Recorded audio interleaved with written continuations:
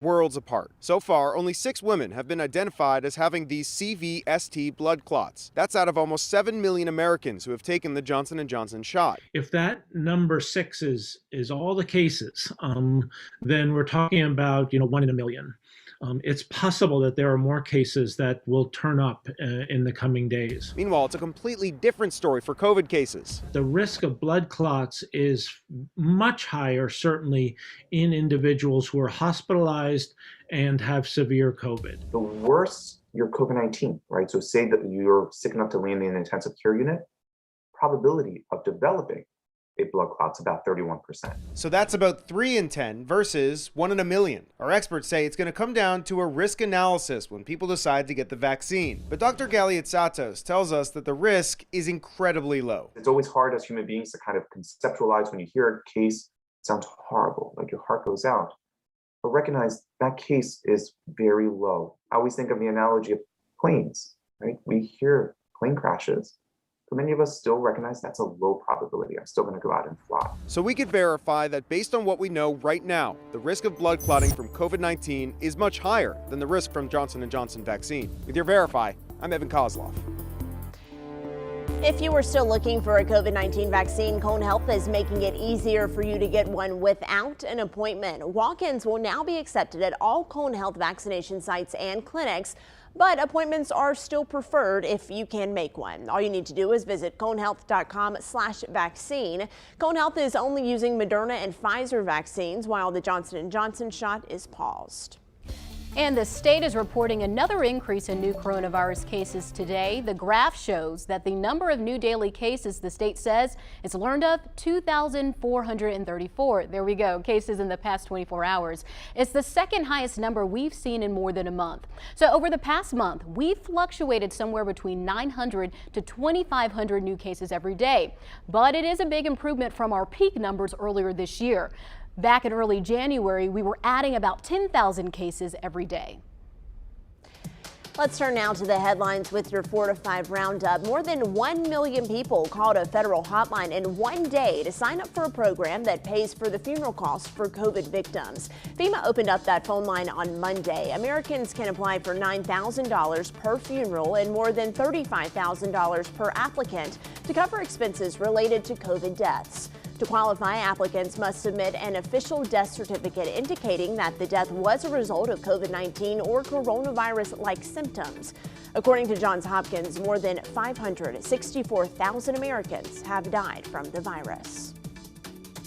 We do have some good news for families this afternoon. Child tax credit payments will begin in July. The IRS says they're going to launch a portal on July 1st for people to get monthly checks. The most recent COVID relief package increased the child tax credit to $3,000 for kids 6 to 17 and $3,600 for kids younger than 6. It also shifts half of the credit to advance direct payments that will again begin in July. That breaks down to about $250 a month for 6 to 17-year-olds and $300 for younger kids. A massive improvement in the job market. According to the Labor Department, 576,000 people have filed for unemployment benefits last week. It was much better than expected and follows a week where there was a surprise surge. It also marks the lowest level since the week ending on March 14th of 2020, which was the very beginning of the pandemic.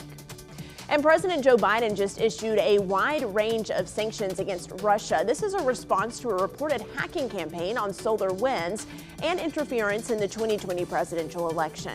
The sanctions target 30 Russian entities and expel at least 10 Russian individuals from the U.S., including intelligence officials and diplomats. And reporting live from, well, outside. Where'd you think I was? Right here in the Weather Garden. Super nice. Very comfortable. We have the breeze going on right now. A lot of sunshine at the moment. Earlier today, we had those darker clouds that were lingering. They have finally gone away. We're seeing the breeze pick up a little bit. We're going to show you the sky cameras first. We're looking at High Point, Burlington, Winston-Salem, and Greensboro all at once, looking pretty nice at the moment, and that is the way we expect it to stay for the next little while.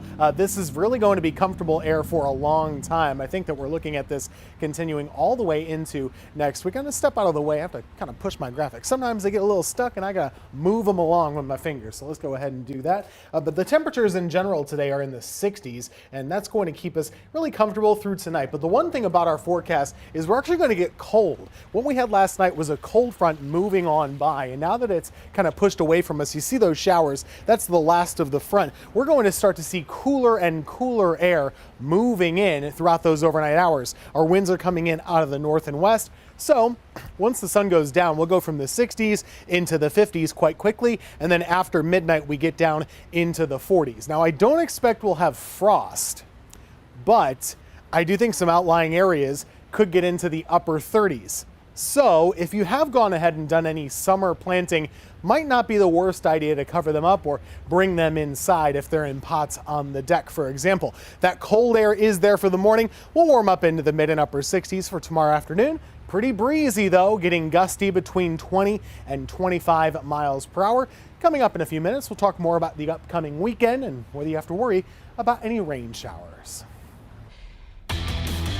UNCG basketball is looking for a new head coach after Wes Miller took a job as Cincinnati's new head coach. Yeah, and WFNY News 2's Amanda Ferguson tells us what's next for Spartan basketball. It's not shocking Wes Miller got a big opportunity because what he's done at UNCG over the past decade has been incredible. Now he takes the head coaching job at Cincinnati. But where does that leave the Spartans program? We talked to athletic director Kim Record this morning. She says with the winning culture Miller has created, he's made this job attractive. This is a great job. We have a very talented team coming back. He knew that, knows that, but the state of the program is excellent. It really is. Somebody to come in, it's not a rebuild. It's sustaining success. Certainly things will be different, but I would anticipate that we would continue on our upward trajectory. My responsibility is to the program and the institution to find the best person who can do this job. Record says she'll conduct a nationwide search, but she'll also look within the program. She says it's all about finding the right person for UNCG. And I think the key here is he has created such a strong program in the last 10 years, so it has made it more attractive to the next candidate. But I mean, 2 tournament appearances, he definitely rebuilt the UNCG program. So I'm excited to see who comes next, and we wish Coach Miller the best. Yeah, some big shoes to fill. Like you said, they've had a great couple of seasons here. They had 29 wins back in 2018 to 2019, so that's pretty amazing. Absolutely, and Wes was actually voted the #1 coach under the age of 40 by ESPN. So just a very attractive hire for the University of Cincinnati. And like you said, Lauren, big shoes to fill for the next guy that's going to handle that first seat for the Spartans. Yeah, my favorite part of Amanda's story just now was watching him on the sidelines. I mean, it's almost So more animated. entertaining than what's happening on the court. You can tell that he cares about the game and he cares about his players. Yeah. Absolutely, just so young and full of life and full of energy. It's something that attracts recruits. Players love him, and just big congratulations to Coach Miller and his next step in his career. Yeah, congratulations to him. Excited to see what he's going to do next. And a former Tar Heel, which I appreciate. All right. All right, the 4 to 5 is heading to break. We are live on Facebook. You can join the action there. We'll see you in a few minutes. Yeah, come talk to us on Facebook. Jalen.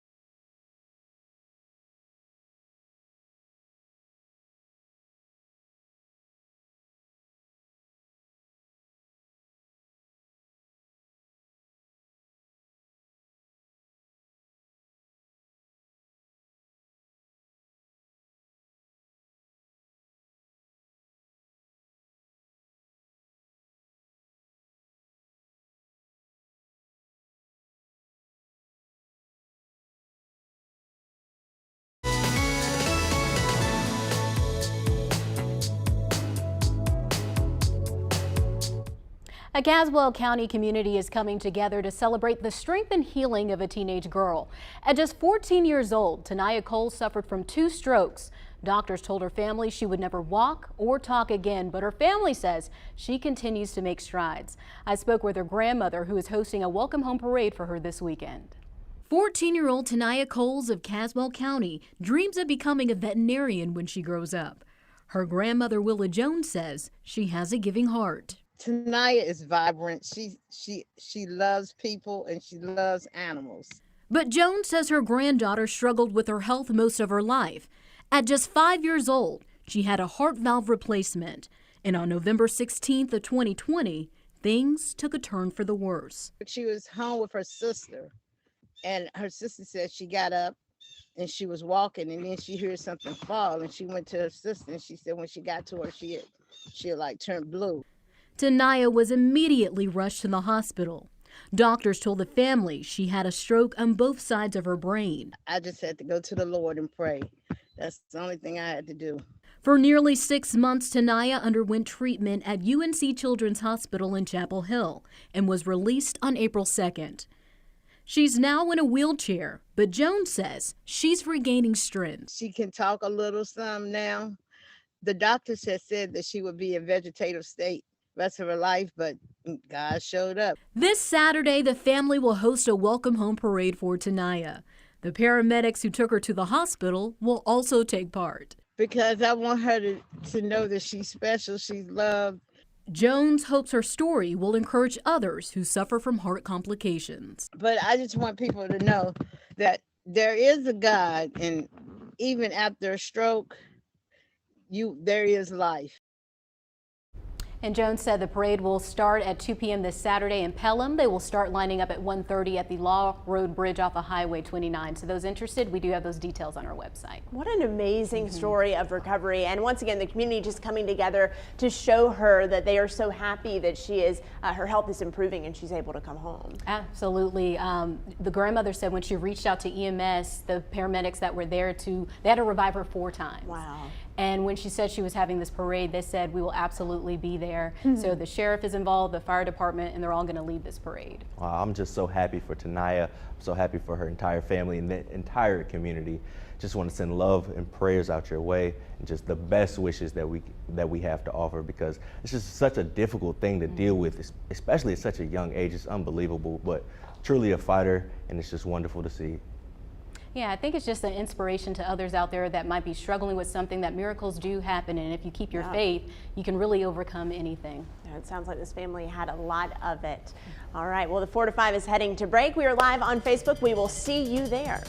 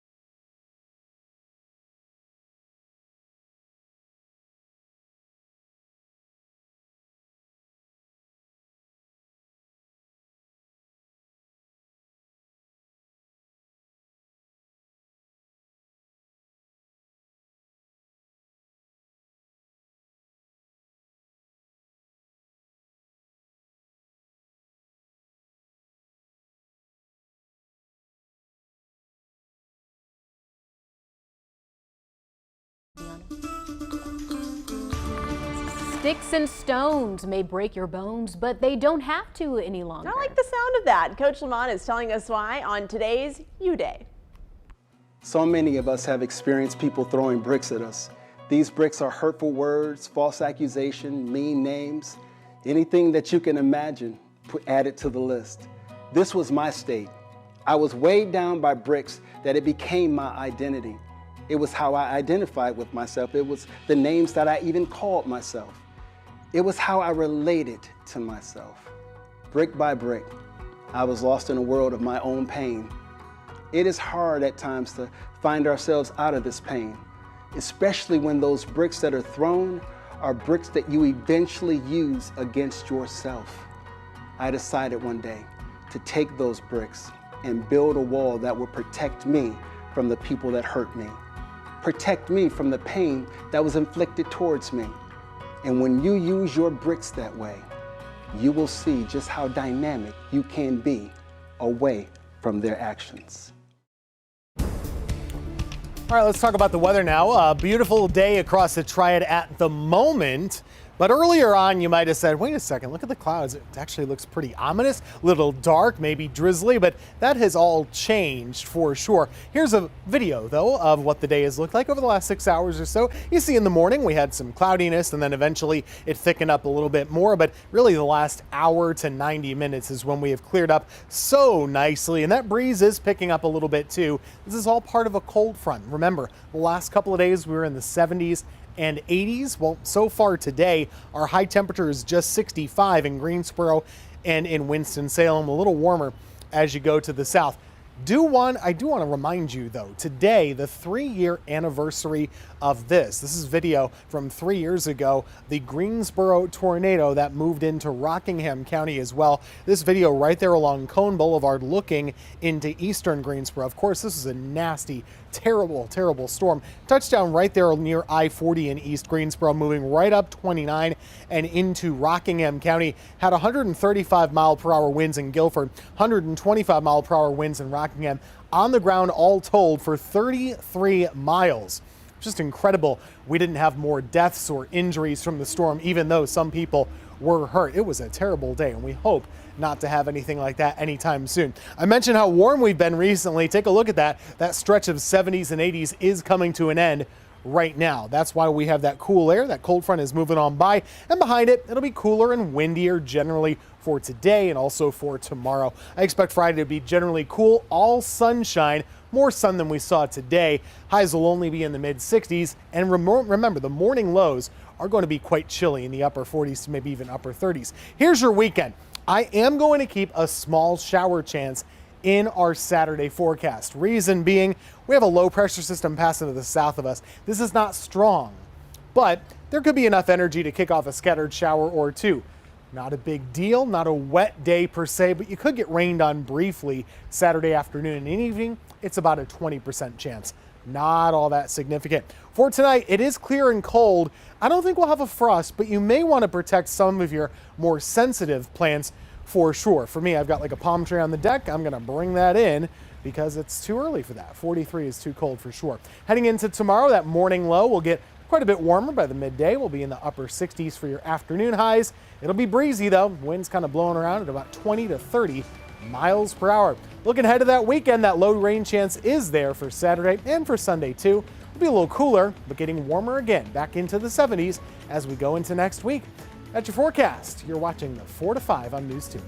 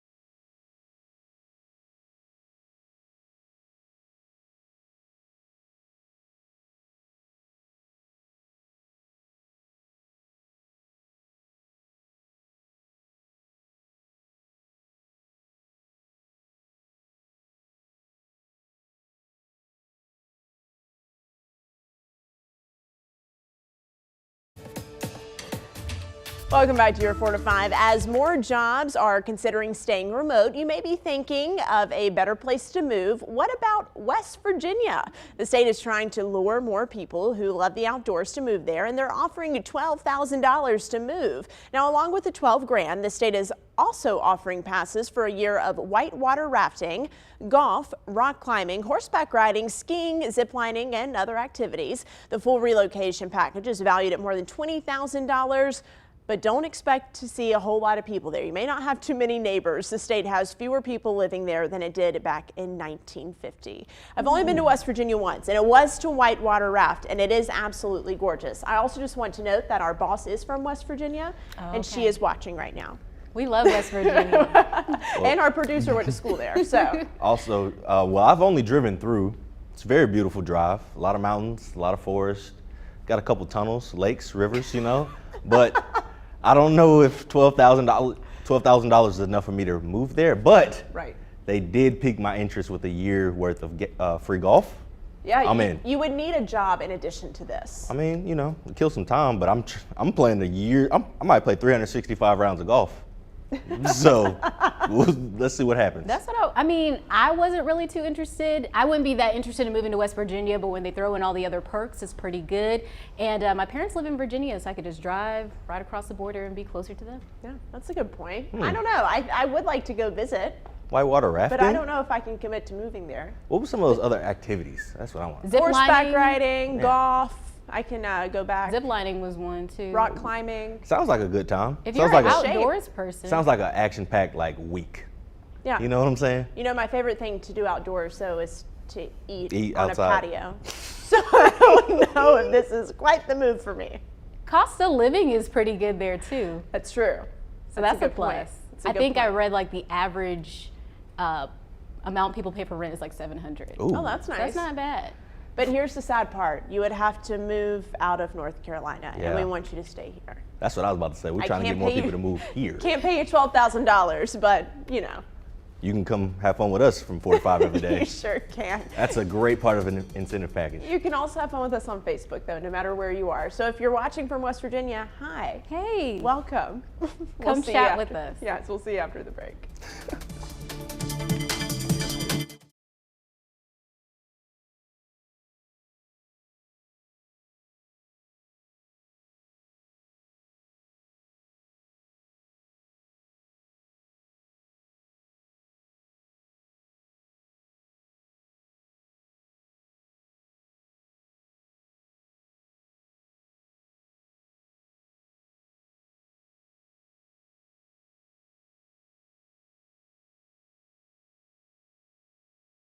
I'm gonna sit on my little rolly chair.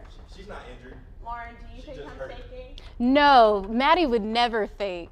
See, it hurts. She's not injured. She's just hurt. Wait, what? Yes, we can hear you. Mic check. Mic check. Mic check 1 2 3 4 5. Mic check 1 2 3 4 5. We are here. Hello, West Virginia is wild and wonderful, so they say.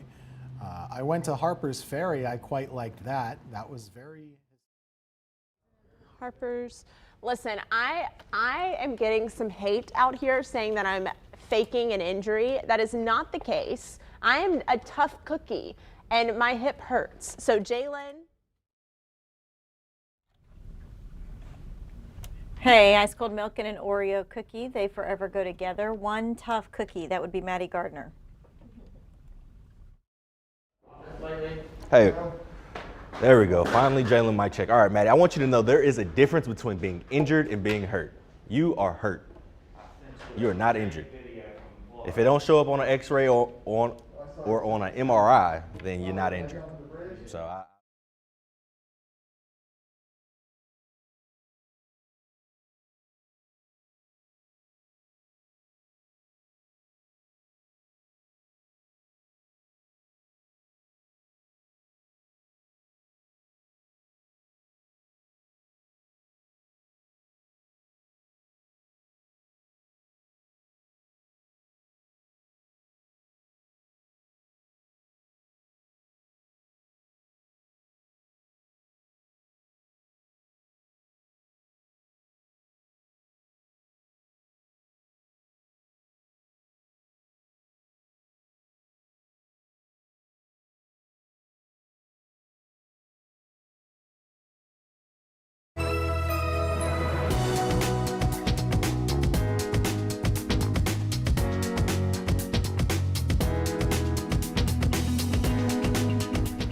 Good afternoon and welcome back to your 4 to 5. I'm Maddie Gardner here with Lauren Coleman, Jalen Gilkey, and Chief Meteorologist Tim Buckley out in the weather garden. Yeah. How's everybody doing today? I'm good. I'm getting some hate from Jalen, but that's nothing new. Oh my goodness. Wow. Anyway, it's such an honor to have Chief Meteorologist Tim Buckley with us here on the 4 to 5 today. Oh, thank you. I'm happy to be here. I'm happy to be outside. It is just delightful outside right now. The sun is perfect, so y'all can come on out. We got plenty of room. We can social distance. We're good to go, so outside's fine. And it's very green now. Very green. I can't wait to get out there later today, but make sure you head over to our Facebook page so you can chat with us on our live stream during the breaks. Absolutely. We have a lot of news to get to this afternoon, so let's get straight to it with your 4 to 5 roundup. It has been 3 years since a tornado ripped through East Greensboro and other parts of Rockingham County. The EF2 storm reached winds of 135 miles per hour and continued for 33 miles. To date in Greensboro, the community and other agencies have repaired 53 homes, relocated 174 families, rebuilt 3 houses, are currently rebuilding 2 more, and have plans to rebuild even more. More than $800,000 was donated. FEMA provided $1.2 million, and the state gave $1 million. Vice President Kamala Harris is coming to the Triad next week. On Monday, the VP will visit both Greensboro and High Point to talk about jobs. This will be her first trip to our state since becoming vice president. She'll speak on the American Jobs Plan that aims to grow the economy and create more positions. And Wake Forest Baptist Medical Center is about to break ground on a new $450 million care tower. This project will upgrade the emergency department, operating rooms, and the ICU. It's a result of their new partnership with Atrium Health. The tower will go where parking deck B is currently, and before that parking deck is torn down, they're going to relocate the helipads onto a new deck. The care tower is expected to be completed by the end of 2025. Well, both sides have rested their cases in the murder trial of Derek Chauvin. The former Minneapolis police officer said in court this morning he will not testify in his own defense. The defense rested its case following Wednesday's testimony from a medical expert who refuted multiple prosecution witnesses who blamed George Floyd's death on Chauvin's actions. Mr. Floyd died of a cardiac arrhythmia due to hypertensive atherosclerotic cardiovascular disease during the restraint. The retired medical examiner testified that Floyd's death should be undetermined because there were so many potential causes. Closing arguments in the trial are set to begin this Monday. The former Brooklyn Center, Minnesota police officer charged in the shooting death of a 20-year-old man made her first court appearance today. Kim Potter faced a judge over Zoom during the brief procedural hearing. Potter is set to make her next court appearance on May 17th. She's charged with second-degree manslaughter. Duante Wright was killed after Potter and another officer pulled him over on Sunday. When Wright resisted arrest, police say Potter accidentally drew her gun instead of her taser. Court records show that Wright had an outstanding warrant for having a pistol without a permit and fleeing an officer. Potter is now facing up to 10 years in prison if she is convicted. The mRNA vaccines used to make the Pfizer and Moderna COVID-19 vaccines could soon be used to make vaccines for other diseases. Researchers at Duke University are now looking to use the mRNA technology to create a new flu vaccine. Researchers say the use of the mRNA could make the flu shot a universal one for different strains and could have the potential for people to get the shot every 4 to 5 years instead of every year. Duke researchers also say after the pandemic, the mRNA flu vaccine will be cheaper and easier to make than the current process of flu vaccines.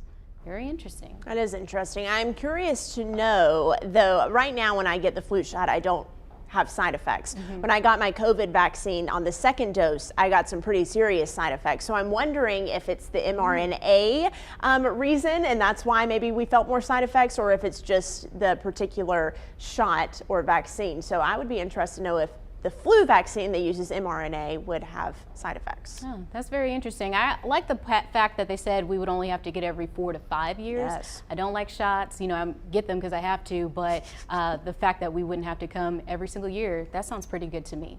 Absolutely, and just kind of piggyback off of what you were saying there, Lauren, I know the 4 to 5 year gap in the booster of the flu shot, that would be I feel like that'd be great because, you know, getting it one every year, and then, you know, some people are saying they're still getting sick. Some people aren't getting sick. So I feel like maybe a revamp of this vaccine would be beneficial to Well, and we know that the COVID vaccines that are using mRNA are very effective. I mean, 95% efficacy rate for Pfizer's, 94 for Moderna. So I think that if it is more effective at preventing serious symptoms from the flu, this would be a good thing. Yeah, we'll see those flu numbers start to drop even more. I like that. I like that. All right, Tim, we are fortunately out of flu season now, but allergy season is here. Yeah, it is. People are like sneezing all over the place, the whole deal. It's just real bad. So spring is always a weird time of year where the weather's beautiful, everything's looking good, pretty stuff, but people are miserable because they're sneezing. And so I just get all the complaints, and I don't know, it is what it is. It's nice, but it's bad. Does that make sense? Generally, the nicer the weather is, like this, the worse the pollen is, and vice versa. When the weather is worse, cloudy, cool, rainy, the pollen's a little better. So take your pick. You won't like everything about it, that's for sure. Blue sky right now across Greensboro. It's also a little breezy. So that breeze can kick up the pollen off the trees a little bit more than usual. It's coming out of the northwest now. That's why we're cooler. We're only 62 right now. If you recall, yesterday at this time, well, we were about 82, so it's about 20 degrees cooler at this moment. And in Burlington, you can really see the breeze because the flags, they show us that perspective. Generally in the mid and upper 60s right now. It's comfortable outside, lower humidity, and that cool air, kind of feeling a little fall-like to some degree. That's going to be with us tomorrow also. That wind coming in out of the north makes for a cold night of weather, and it might sound like an exaggeration, but we will be in the low 40s, and actually some outlying areas could be in the upper 30s. Here are my forecast lows for tonight. That's cold enough. You might want to go ahead and protect a couple of your most sensitive plants just to be on the safe side. Can never hurt, right? Cool in the morning, as I mentioned, but breezy for tomorrow afternoon. Still a very comfortable day of weather. The only issue, it's still a little windy. So gusting around 20 to 30 miles per hour here or there. That's about it. And actually the whole 7-day forecast looking to be in pretty good shape. We don't have many chances for rain, just a stray shower Saturday afternoon, getting a little bit warmer heading into next week.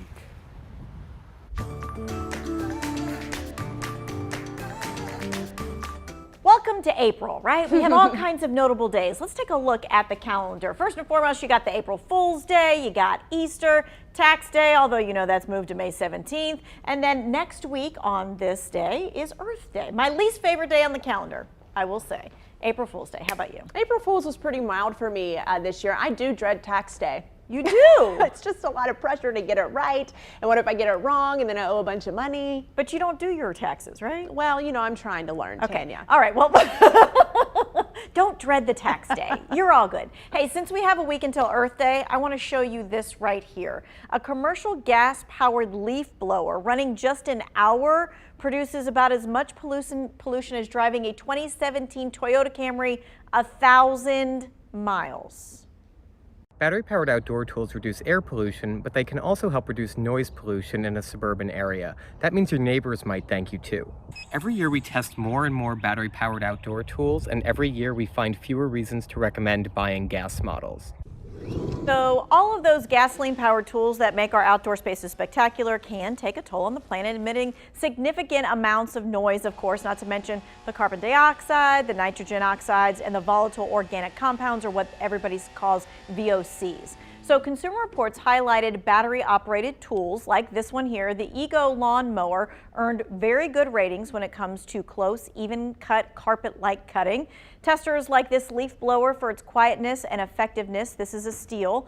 And then we want to take a look at the Ryobi chainsaw. Because of the way that it also is lighter duty and quiet. Okay, for some reason we dumped out of that, but that's okay. Here we go with this. The downside to battery-powered tools is that they can cost more and replacement batteries can be expensive. However, Consumer Reports reliability surveys have found many battery-powered tools are just as reliable and sometimes more reliable than their gasoline counterparts. And as battery-operated products have improved, they say, so have their warranties. At you when you do the lawn work. That's all I can say about that.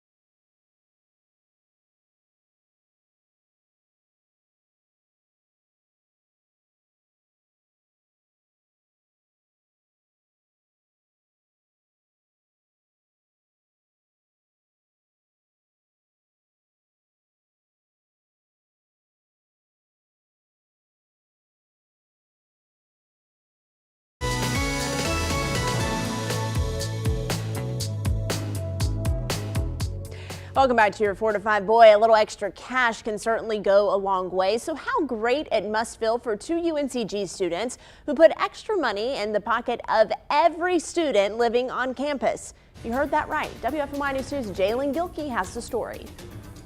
Well, Isabella Cruz and Deanna Martinez are both juniors at UNCG.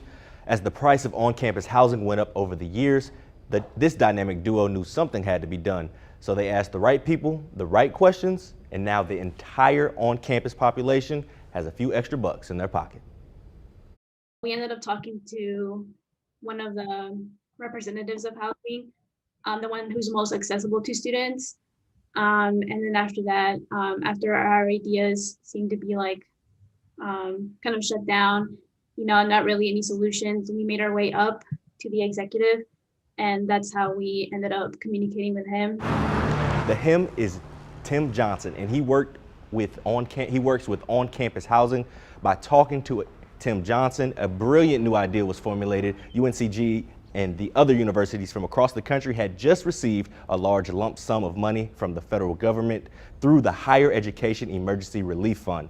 Instead of using it for operational expenses, the university decided to split it up evenly amongst the on-campus students to put towards housing. It's added up to a total of $1,500 per student. Honestly, it makes me feel really good because I know that regardless of whether, your family's income was affected, saving $1,500, that's definitely going to help people out and just make it a little bit easier to pay for college. It makes me feel really good, especially knowing that, we impacted every residential student and not just, ourselves. This $1,500 credit will be applied to all fall 2021 on-campus students. That's amazing. When you said that they split it up among all the students living on campus, I was like, oh, they're going to get like $30, which is still great, but $1,500 is a lot of change.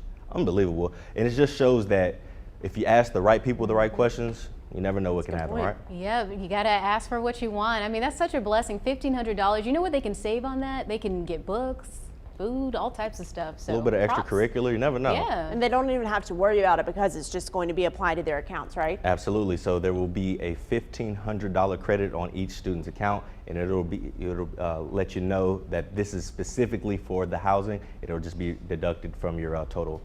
Yeah, good for those ladies. Looking out for each other, looking out for their fellow students on campus. I like it. Making it happen. Making it happen. I feel encouraged. I'm inspired now. We should can ask do for anything. something. What should we Let's ask go for? ask for something. I like that. What are we asking Some for? Vacation time. We're going to get in trouble. There we go, Lauren. We'll be back.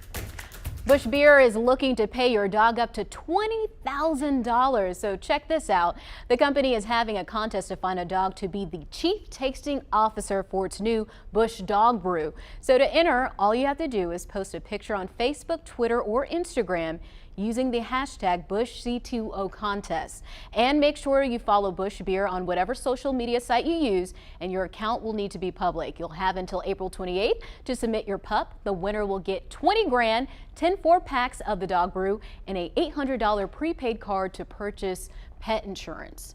Wow. What does a dog need with 20 grand? What are they going to do with that? I couldn't tell you the same thing I'm gonna do with it. But it needs, I mean, it I don't know, like. It was a joke. It was a bad joke. It was a bad one. I'm sorry. I'm going to be quiet. Go ahead. I want to know, how much is pet insurance? I don't have a pet. So $800, does that cover a year? Like what? Pets are expensive. I would imagine. If they have to go to the vet, that's a lot of money. How much a year is Stewie's pet insurance? Okay, I don't have pet insurance on Stewie, but I do take him to the vet, and the cost is under $800 for Stewie, but he's a young and healthy cat who just does his checkups and his shots. Fair enough. So our producer just told us that Julie Luck says it's a lot. It's a lot. So I don't know if $800 is going to cover it. But the 20 grand. 20 grand will definitely cover it. Yeah. I don't have a dog, but I did text my sister. She has a dog, and I said we need to get Roxy in this contest. So that's a good point. So we can win the 20 grand. Well, and if you're Roxy's manager, I think that you should get a portion of that.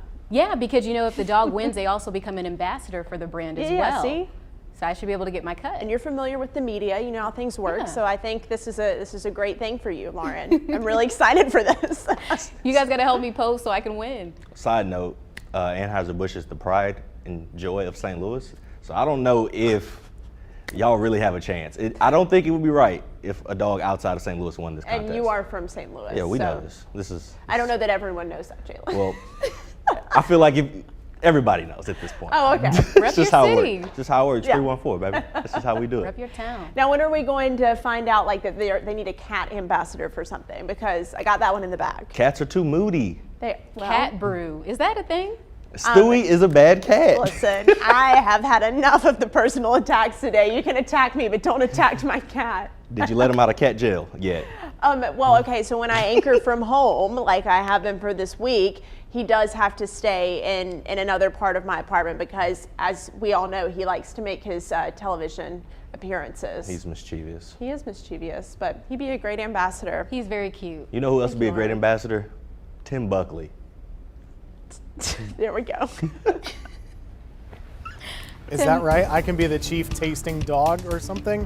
What is a dog brew, by the way? Did anyone even question dog brew? What is that? Water? I hope. I don't know. You're not supposed to give the beer to the dogs, everybody. Let's talk about the weather, shall we? It's beautiful outside. It wasn't so beautiful earlier on. We had some fog, had some drizzle. This is how the day began. You saw those clouds. Kind of looked a little rainy at times. It didn't rain, but it looked that way. We are done with that now. This front is just kind of finishing up with us. So earlier on, we're still waiting on that cooler, drier air to firmly arrive, and now it has done so. So taking a look at our current temperatures, we're going to go locally now, county by county. Take a look at Greensboro, 67 downtown and in Pleasant Garden. I have no idea in the world why it would be 5 degrees cooler at the airport, but that's what they're telling me. That's strange to me right now. Mid-60s over in Forsyth County. A little bit up the road into Rockingham County we go, generally in the upper 60s there. Very comfortable afternoon for you over in those areas. Same story for Stokes, Surrey counties, mid-60s for you up in Mount Airy, 67 in Lexington and in Asheboro at the moment. Now, the last couple of days have been very warm. Generally in the upper 70s, even a few low 80s on the board. Today, though, our high has only been about 65. And the reason for that, of course, is that cold front, which thankfully for us did not bring anything in the way of severe weather yesterday, just some rain for the evening hours. Now across the country, a couple of interesting features you might want to look at. Check this out. We're up in the Dakotas now, South Dakota to be specific, and Nebraska and Wyoming. This is snow.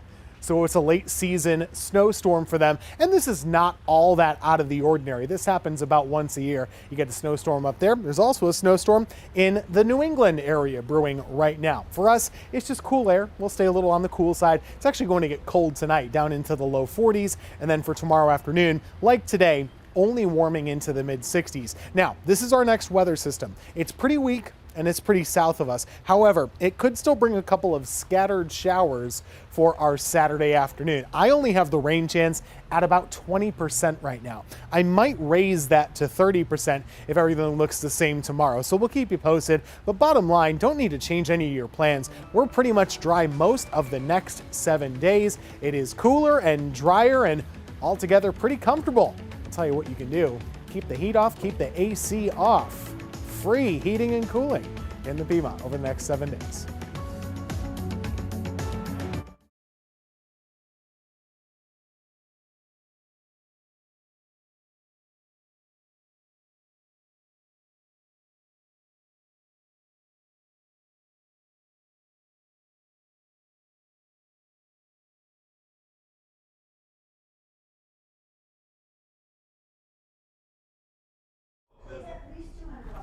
One, two, three, 4, 5, 6. Welcome, welcome. I can hear you. Yes. 1, 2, 3, 4. I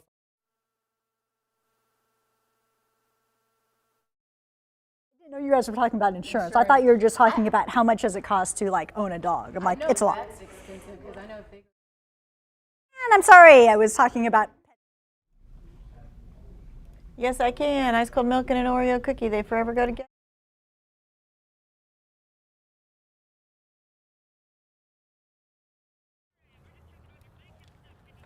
Yes, I can hear you. I can hear you.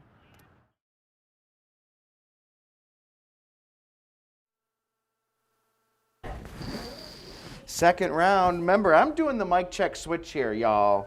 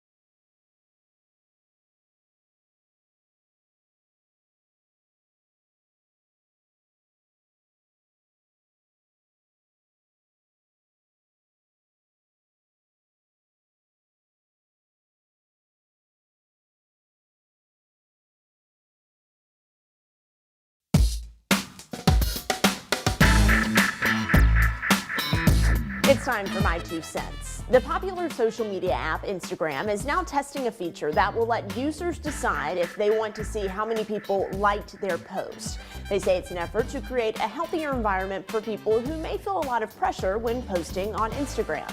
Now remember, Instagram is owned by Facebook, and Facebook says they're going to start exploring a similar feature in the near future. So I was reading all about this morning, and I started thinking about the pressure to post on social media, how the number of likes we get on something can determine how we feel. When you say it out loud, it does sound a bit silly, but there is real evidence that shows why likes are so powerful. They're a basic yet powerful form of validation. When a post gets a few likes, you may feel disappointed, whereas when a post gets a lot of likes, you may feel justified and appreciated.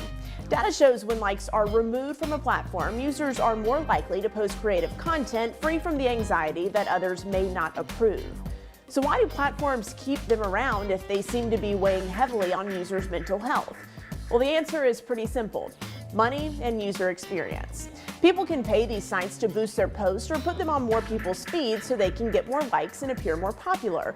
That creates revenue. In turn, what you like also helps these platforms put content in your feed that's more relevant to your interest. Now, I'm not trying to say that social media is the boogeyman, but you should consider the motivation behind everything. With all that being said, it takes less than a second for you to like a post or for someone to like yours. And it's normal to feel good when your post gets more likes, but don't let something that takes half a second ruin your day. That's my 2 cents. That's your 4 to 5. WFMY News 2 at 5 starts now.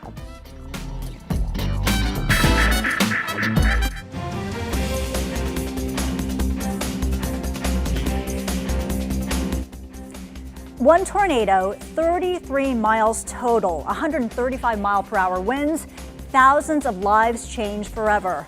A look back at the tornado that touched down in the Triad 3 years ago. He's a former mayor and governor. Now Pat McCrory is running for Senate. We sit down with the candidate one-on-one to hear why he's getting back into politics, plus response from one of his top opponents. I will invoke my Fifth Amendment privilege today. Is this your decision not to testify? It is, Your Honor. Derek Chauvin speaks to say that he won't testify. What's next in his murder trial? But we begin with the latest in the effort to get more people vaccinated and curb the spread of COVID-19. With the indefinite pause of the Johnson & Johnson vaccine and the number of people getting vaccinated slowing down, there is some concern that another spike could be on the way. WFMY News 2's Marissa Tansino spoke with health department leaders across the Piedmont on what it all means. Vaccine providers trying to work around pauses, get past vaccine hesitancy, and get as many shots into as many arms as possible.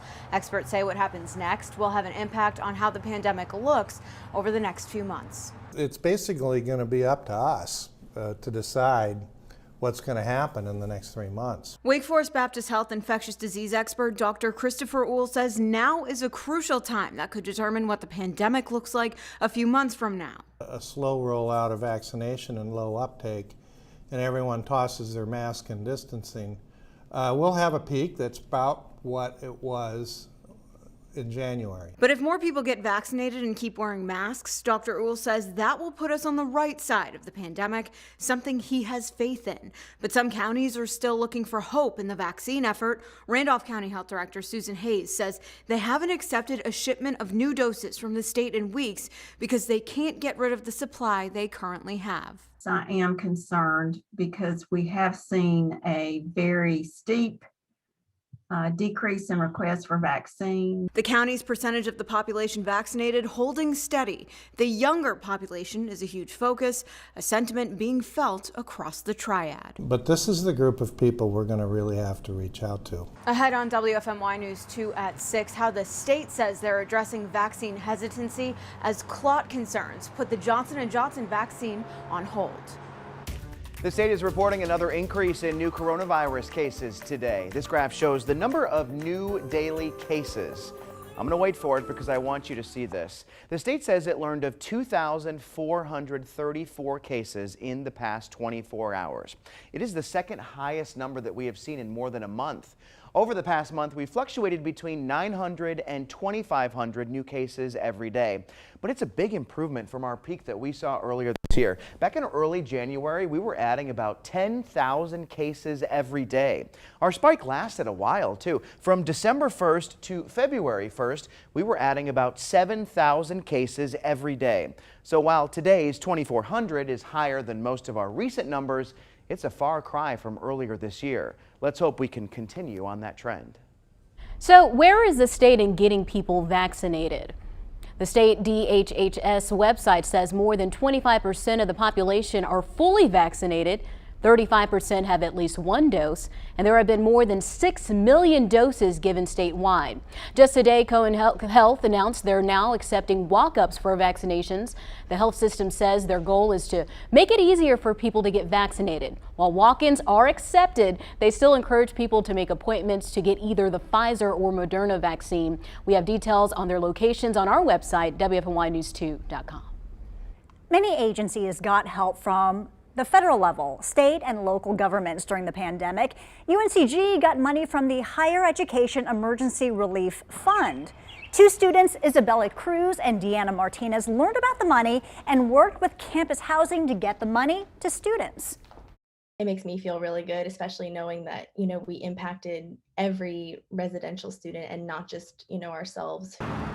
The university decided to divide the money among the on-campus residents. The two students are credited for helping save all on-campus residents $1,500 for the next semester. It is April 15th. Normally that's tax day, but tax day, of course, was moved to May the 17th. So why am I talking about taxes today? Here's why. Because while filing federal taxes and paying federal taxes was moved to May 17th, filing your state taxes in North Carolina is May 17th, but paying your state taxes that you owe is today. So by law in North Carolina, you're supposed to be paying for your taxes today. I'm betting you didn't pay your taxes today, and now the state can possibly start charging you interest. All right, now wait, don't panic, because chances are that interest is all going to be waived. So the question is, why wasn't it done before today? Well, here's the thing. It's a matter of state law. North Carolina lawmakers have to change a law to move the interest on tax payments. Now, they talked about House Bill 279 today and even passed it on the third reading, but I got to tell you, it's not done. This right here, this is the way a bill becomes law in North Carolina. I want you to think of it as a map that you'd see at the airport or the mall. And so we've got to start and we've got to finish. And guess what? Right now, we're going to put in the "You are here" sign, right? With House Bill 279. You are right here. The rest of the journey could take a week or two. This happened last year as well. And it's expected that the bill will pass and the interest will be waived. They did change the law last year, so this is exactly what happened last year when the tax deadline was extended from April all the way out to July. The North Carolina legislature came in and they made that change. So now we wait for the bill to pass and the interest to be waived. The North Carolina Department of Revenue confirmed there is no interest applied immediately, and they're going to allow several weeks to see if there's a law change before moving forward with charging you interest. Now, this issue is just one of the many that you have questions on when it comes to tax